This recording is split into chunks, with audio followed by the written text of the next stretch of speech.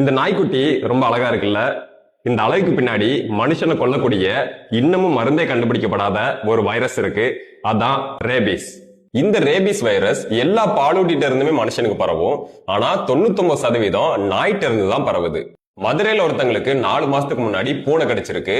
அவங்க ரேபிஸ் தடுப்பூசி போடாததால 2 நாள் முன்னாடி ரேபிஸ் வந்து இறந்துட்டாங்க. இந்த ரேபிஸ் வைரஸை நாம தடுப்பூசி மூலம் 100% கண்ட்ரோல் பண்ண முடியும். ஆனா தடுப்பூசி போடாம விட்டா இப்படிதான் ஆகும். இதுக்கு பேரு ஹைட்ரோபோபியா. தண்ணியை பார்த்தாலே பயப்படுவாங்க. இது ரேபிஸ்கான ஒரு சிம்டம்ஸ். இந்த சிம்டம்ஸ் வந்துட்டா எந்த மருந்தாலையும் நம்மளை காப்பாற்ற முடியாது. 100% சாவு உறுதி. ஒரு வெறி நாய் நம்மளை கடிச்ச உடனே ரேபிஸ் பரவாது. இந்த ரேபிஸ் வைரஸ் ரொம்ப பொறுமையா தான் நம்ம மூளையை நோக்கி டிராவல் ஆகும். இப்போ ஒரு நாய் நம்ம கால்ல கடிச்சிட்டா கால்ல இருந்து வைரஸ் மூளைக்கு போறதுக்கு 6 மாசம் கூட ஆகலாம். இந்த 6 மாசம் வரைக்கும் நம்ம உடம்புல எந்த சேஞ்சுமே நடக்காது. எப்போ இந்த வைரஸ் நம்ம மூளையை ரீச் ஆகி அட்டாக் பண்ணுதோ அதுக்கப்புறம் தான் இந்த சிம்டம்ஸ் எல்லாம் நமக்கு வரும்.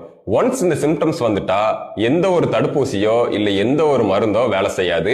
10 நாள்ல இறந்துருவாங்க. அதனால என்னை ஒரு நாய் 1 மாசத்துக்கு முன்னாடி தான் கடிச்சது, நான் நல்லா தான் இருக்கேன்னு அசால்ட்டா இருக்காதீங்க. உடனே போய் தடுப்பூசி போட்டுக்கோங்க.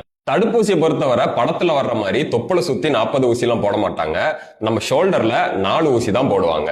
கடிச்ச அன்னைக்கு 1, 3வது நாள் 1, 7வது நாள் 1, 28வது நாள் 1, அவ்வளவுதான். யாரெல்லாம் இந்த ஊசியை போடணுங்கிறத வேர்ல்ட் ஹெல்த் ஆர்கனைசேஷன் 3 கேட்டகரியா பிரிச்சிருக்காங்க. கேட்டகரி 1, இப்போ ஒரு ரேபிஸ் நாய் உங்களை நக்கிருச்சு, ஆனா அந்த இடத்துல உங்களுக்கு புண்ணோ இல்ல வெட்டுக்காயமோ இல்லைன்னா அதான் கேட்டகரி 1. இதுக்கு எந்த ஊசியும் போட தேவையில்லை, நல்லா சோப் போட்டு வாஷ் பண்ணாலே போதும். கேட்டகரி 2, நாய் உங்களை பிறண்டினாலோ இல்ல நாய் நக்கின இடத்துல உங்களுக்கு ஆல்ரெடி ஒரு புண்ணு இருந்தாலோ இதான் கேட்டகரி 2. இதுக்கு 4 தடுப்பூசி போடணும். கேட்டகரி 3, நாய் உங்களை கடிச்சு ரத்தம் வந்தா இதான் கேட்டகரி 3. இதுக்கு 4 தடுப்பூசி கூடவே இம்யூனோகுளோபுலின் சேர்த்து போடணும். இம்யூனோகுளோபுலின்ங்கிறது என்னன்னா, இப்போ நம்ம தடுப்பூசி போட்டா அந்த தடுப்பூசியில இருந்து எதிர்ப்பு சக்தியை உண்டு பண்ணவே நம்ம உடம்புக்கு 2 வாரம் ஆகும். இந்த 2 வார டைம்ல நமக்கு ரேபிஸ் தாக்கிடக்கூடாதுல்ல, அதனால ஒரு சேஃப்டிக்காக எதிர்ப்பு சக்தியவே டைரக்டா கடிச்ச இடத்த சுத்தி போடுவாங்க. இதுக்கு பேரு தான் இம்யூனோகுளோபுலின். ஃபைனலா சேஃப்டி பிரிகாஷன்ஸ் என்னெல்லாம் பண்ணலாம்? ரேபிஸ் பேஷண்ட்ல 10ல் 5 பேர் 15 வயசு கீழே உள்ள குழந்தைங்க தான். காரணம் என்னன்னா, அவங்க நாய் கடிச்சா பயந்து போய் வீட்டுல சொல்லாம மறைச்சிருவாங்க.